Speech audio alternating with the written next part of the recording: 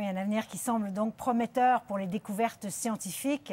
Mais Frédéric, la NASA, qui est donc l'administration nationale de l'aéronautique et de l'espace, n'est plus tout à fait ce qu'elle était du temps de la grande conquête spatiale. En effet, Céline, en fait, la NASA a connu un peu des hauts et des bas au fur et à mesure, des succès, puis des échecs. Bon, évidemment, les succès, on en connaît quelques-uns. Quand même une photo, là, vraiment, qui est légendaire en 1969, Apollo 11.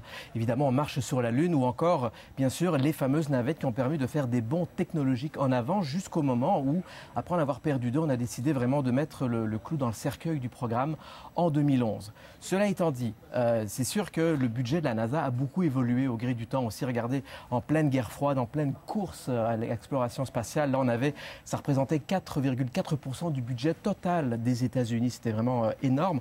Mais regardez, à partir de 91, on est descendu à 1% pour finalement aujourd'hui se retrouver à 0,5%. Alors, qu'est-ce que ça veut dire en chiffres? Eh bien, la NASA aujourd'hui, son budget de fonctionnement représente quand même 17 milliards de dollars et ça emploie quand même 17 500 personnes. Donc, c'est quand même quelque chose d'important, mais on voit que ce n'est plus ce que ça a été. Donc moins de moyens financiers, plus de navettes. N'empêche que la NASA continue de faire des découvertes qui sont intéressantes. Évidemment, découvertes technologiques extraordinaires, même au niveau de la santé aussi. Toutes les données qui ont été ramassées, notamment par Chris Hadfield lors de son séjour dans la Station spatiale internationale pendant 6 mois, c'est toutes des données qui permettent vraiment d'avancer au niveau du progrès technologique.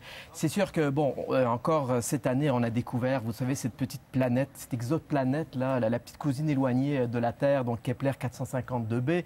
Il y avait également toute l'exploration sur Mars avec notamment les équipements comme Rover ou Curiosity.